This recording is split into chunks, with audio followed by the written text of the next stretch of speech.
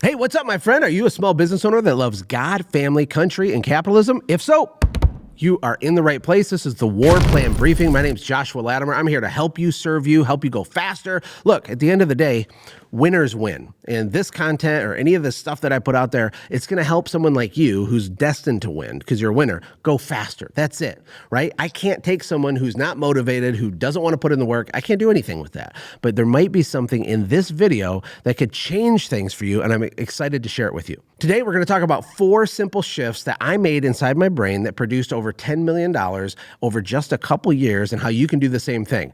And I remember going on a family trip. Did you ever go on a family trip with your family? And this was a big deal. We didn't take lots of trips, but when we did, it was like exciting. And we were going like to this cabin in the woods. No, it wasn't a cabin. It was a tent. We were going to tent camp, and it was in northern Michigan. It was beautiful. We drove up there. I had a fishing pole. I hiked into the woods and I started fishing. I loved to fish when I was a kid, and I got lucky and I caught this beautiful rainbow trout. Now, it wasn't like a world record. It was like maybe like this big, but I was freaking out about catching this rainbow trout because it was the first rainbow trout I had ever caught. I was between maybe 13, 14 years old. I take the fish back to our tent. My family's excited. They're high-fiving. They're like, that's so cool. You got a rainbow trout. Let's cook it, they said. I said, well, what do you mean, let's cook it? I'm going to cook it. And they're like, well, we all want to try it. I'm like, no, it's mine. I caught it. Like, go catch your own fish. And basically for this little window of time and periodically thereafter, even recently, sometimes I make the mistake to believe that it's all about me. And when it comes to making money, this is one of the critical mistakes people make. You might make a video. You might think that I think this video has nothing to do with me. It has to do with you. When I started shifting my mindset, when I was growing my businesses, my software company, my service company, the coaching and education company, I started to realize that success is when you are serving other people. Now, that's a loaded word because the internet is filled with a bunch of fake gurus that pretend like their goal is contribution. You know, you see these 23-year-olds with a rented Lamborghini on Instagram. They're like, hey guys, you know, I just wanted to give back, you know, and they're just lying through their teeth, right?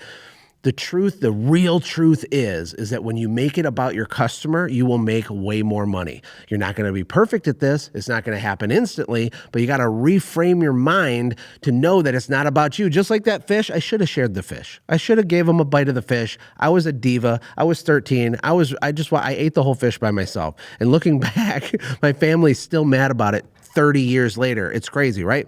So let me ask you, are you making it about yourself? Do you struggle making a Facebook Live video because you're scared what people are going to think about you? If you are, it's because you're making it about yourself. Are you scared of public speaking? If you are, it's because you're making it about yourself. You're not bad for doing that. This is like what everybody does. I just want to reframe you to think about it different because I was horrified to public speak years ago until I did it a whole bunch of times and I had epiphanies like this. It's not about me. It's about the viewer. It's about serving and giving to a person you deeply care about. In fact, I have a 3-step formula when I make Facebook Live videos that help me, because I'm an introvert, not be worried about it anymore. The first step is that you're talking to one person. You got to think in your brain. If you're going to make a video, if you're going to build a marketing campaign, if you're going to go sell something to a customer, the first thing you got to realize is that you're only speaking to one person. If you're public speaking, which is the number one fear in the United States, you're not speaking to a whole crowd. You're speaking to one person. That's rule number 1. Rule number 2 is it's someone you deeply care about. I'm talking your stomach hurts, you care about them so bad, and it's real. Not the 22-year-old fake Instagram guy that fake cares. No, I mean you really care. You're speaking to one person. Rule number 2, who you deeply care about.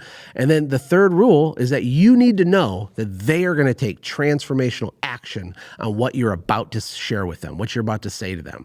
And really, this is all about not making it about you, right? Because you have gifts in you, you have messages in you that you need to share with the world. You need to market harder, sell harder, recruit faster. You need to go for it because it's not about you. It's about the jobs you're going to create, the world that you're going to change, and all the benefits that your customers are going to get. The second shift that I made that produced over $10 million in short order was understanding leverage. Leverage, right? There's this incredible teaching by Myron Golden called the 4 levels of value. It's incredible. And he breaks down the difference between implementation, unification, communication, and imagination. And we won't do that in this video. I talk about it in some of the other videos, or you can search Myron Golden and watch it. It's amazing.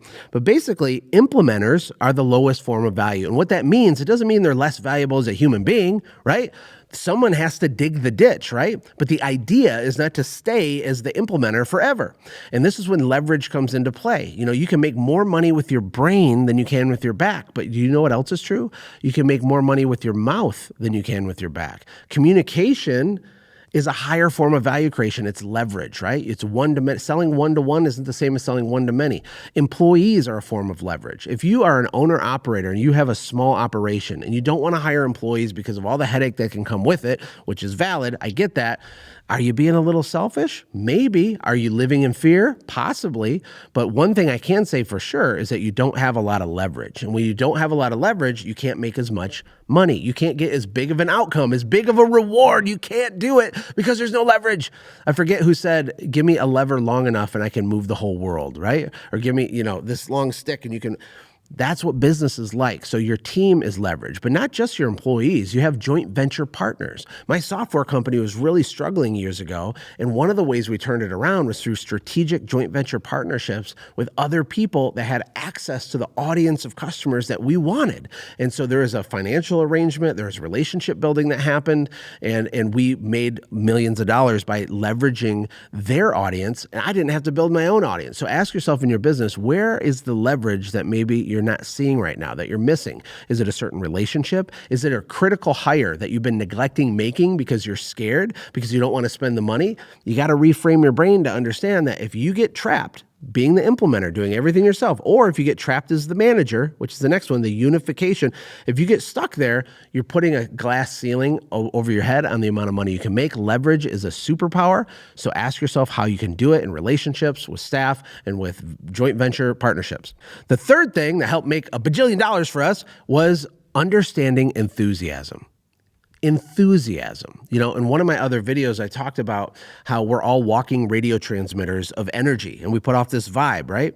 And I'm not talking about new age woo-woo hippie stuff. What I'm talking about is the fact that you have a certain vibe and tone about you right now. The way you show up for your employees and your customers when you're selling, when you're marketing, everything that you do already, you're already doing this. What I suggest to you is that we just bolt on some enthusiasm to go with it.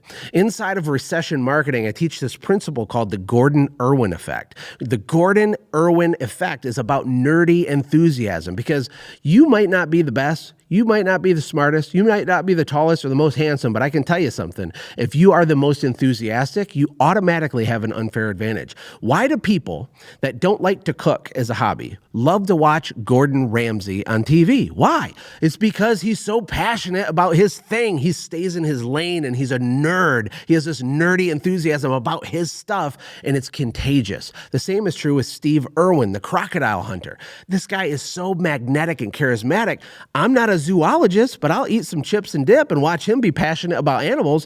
And the same is true with you and your business, is how nerdy and enthusiastic are you? Because just increasing that will yield you a bigger result. It really, truly will. You can see it everywhere. Open your eyes. Everything is marketing. And the way that you show up, maybe you could up-level that with enthusiasm. And last, but certainly not least, number 4 is understanding that math is the path. That's right, math is the path. Small business owners get paralyzed with anxiety when they talk about math sometimes with their companies. I've worked with a lot of y'all, right? So I pat you on the head like I'm here with it. I get it.